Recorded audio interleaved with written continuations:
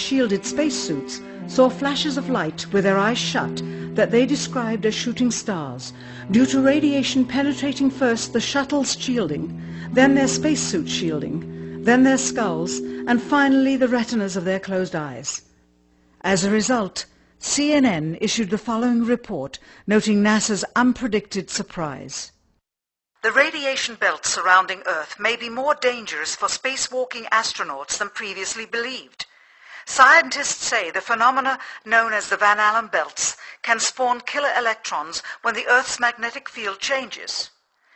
These electrons that are being studied could have an important effect, not only on satellites, which has happened in the past, but could also affect the astronauts by creating large doses of radiation that could influence their health. The electrons can penetrate through various materials, including spacesuits, and can pass through, in fact, the walls of the space station, and can create high charges deep inside of these objects.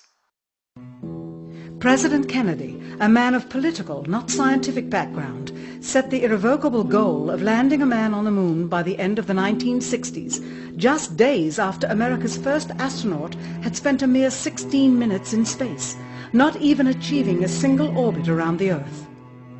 We choose to go to the moon in this decade and do the other things, not because they are easy, but because they are hard. We take an additional risk by making it in full view of the world. But as shown by the feat of astronaut Shepard, this very risk enhances our stature when we are successful.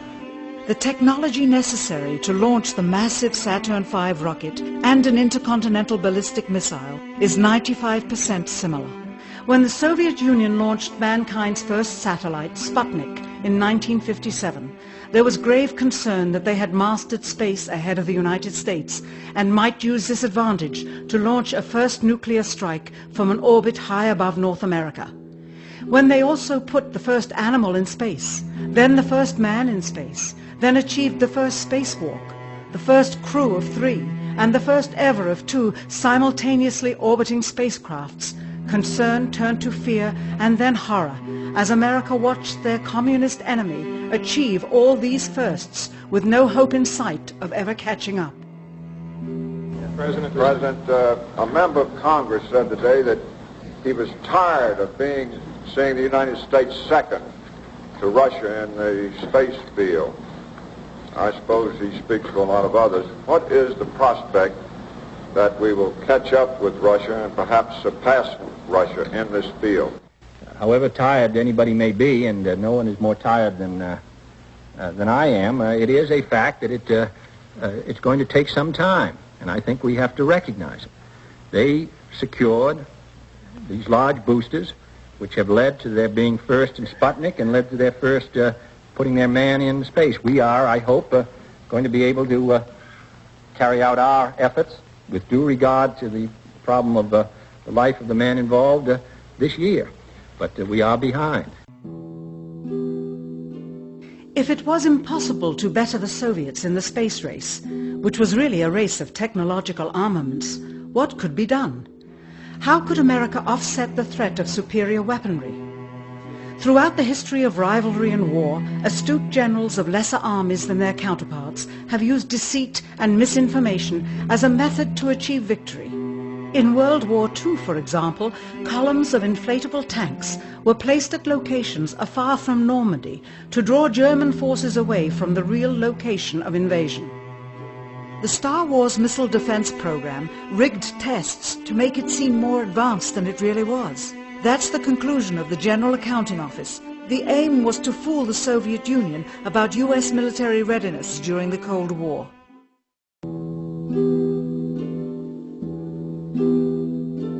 Certainly, it was not possible to fool just the Soviets about US strategic capability in the 1960s, while somehow informing 200 million Americans of the truth secretly. In order for them to believe the United States had the capability to go to the moon, everyone would have to believe it. Furthermore, the pride of a nation was at stake, and the goal of a martyr, not to mention the growing unrest domestically of a government throwing tens of thousands of lives away in a foreign war riddled with contradiction and ambiguity. In addition, The Apollo program had already spent billions of dollars. If it failed to achieve its goal with such an investment, it would indeed be a large and bitter pill for the taxpayers to swallow. The cost of the program, whose sole goal was to be the first to plant a flag on the lifeless rock just outside the Earth, if adjusted for inflation to the 21st century, was $135 billion. With a profit margin of just 7%, this would be equal to over $9 billion profit going to the privileged contractors chosen by their friends at NASA. If the machinery was in fact only achieving Earth orbit, as other earlier missions had already done, then the completion and functionality of the other components would not have been as important, and even more profit would have been made. $135 billion could feed 2 million people for their entire lives.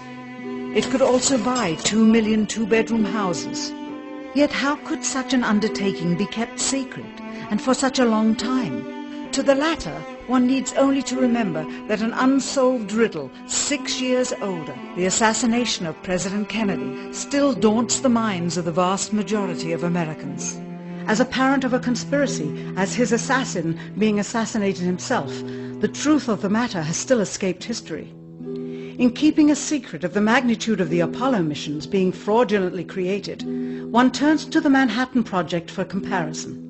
Surreptitiously building the first nuclear bomb during the early to mid-1940s involved 129,500 people over a 3-year period. Yet the secret did not get out. A quarter century later, the art and technology of espionage inevitably improved, narrowing dramatically the number of players in the know of a large clandestine operation. Just 1 year before the first mission to the moon, NASA launched the Tetra satellite, specifically designed to simulate flight data coming from the moon, so that the ground crews could rehearse the landing, much as the astronauts did in their own simulations. Had it not supposedly fallen back to Earth, all that would have been needed during the actual flight would be a repeat of one of these computer programs, with a few original variations, transmitted to the satellite for rebroadcast to Houston. Scores of computers and their deceived operators on the ground would then receive prearranged information, including the alleged location, altitude and fuel consumption of the spacecraft, as if it were descending to the moon's surface. If the Soviets tried to find the actual location of an Apollo crew in the hundreds of thousands of miles surrounding the Earth and the moon, it would be tantamount to trying to find a rowboat in the Atlantic Ocean. The fact that the Apollo program was so departmentalized, with various construction and test sites around the country, meant that only a few people saw the whole picture. And for the first time ever, there was no independent press coverage of such an historical event. Whatever pictures and sound were distributed to the public were strictly controlled and previewed by the federal government. They were then disseminated unchecked until this hour.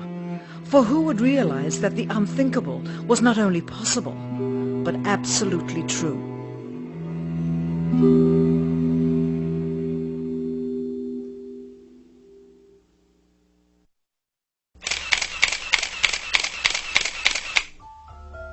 And what of the photographs? What do they tell us?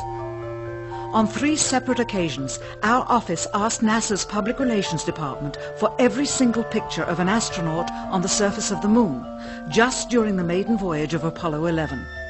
Many duplicates were sent. In all, fewer than 20 pictures were found, including first-hand investigation on site at the agency's vaulted archives.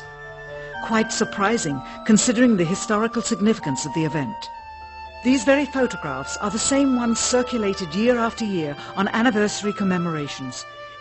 It is estimated that in just the first 60 minutes on the moon, motivated by the tenuous nature of the circumstances, many more exposures could have been expediently taken. Also surprising is the scarcity of photographs of the mission's chief pioneer, Neil Armstrong. The greatest achievement in human history, and of the man whose first step echoed around the world, dawning a new age of scientific enlightenment, there is only one full-body picture of him on the moon, besides this ghostly reflection. This one, taken by an automatic camera mounted on the side of the lunar module. Perhaps he feared liability should the whole conundrum later become unraveled. Perhaps he has forgotten that he attested to the authenticity of the event with his signature on this plaque engraved by the federal government. In fact, in the more than 30 years since the event, aside from NASA's initial press conference and the occasional brief anniversary remarks where few questions were permitted, he has never given one on-camera interview to anyone, ever. From an analytical standpoint, photographic anomalies have to be sought out with an understanding of lighting and shadows. The most straightforward is simple. When objects are lit solely by the sun, as all the scenes on the moon were said to be, after all, lighting equipment was not only impractical, it was unnecessary in bright sunlight, then all shadows, regardless of the landscape, will run parallel with one another and never intersect, as shown by this example. In these seldom seen photographs, obtained from a rarely used auxiliary NASA archival site, it is clear that these scenes were lit with artificial light. These shadows, which are cast at different angles, are evidence that a second light source is being used. In addition, the sun would not cause an isolated hotspot like this, only an artificial light would. Again, intersecting shadows and another hotspot. And again. And again. It is simply impossible for this picture to have been taken with sunlight on the moon. Here, the shadows are shown to be as black as pitch. And yet here, completely in a shadow, the astronaut is lit up like a Christmas tree. How can this be? Or this, on the shadow side of the lunar module. In this magnification of an Apollo photograph, a rock, very likely a papier-mâché prop because of the crease here, is categorized with the letter C. In later releases of the same picture, the letter is gone, probably airbrushed out.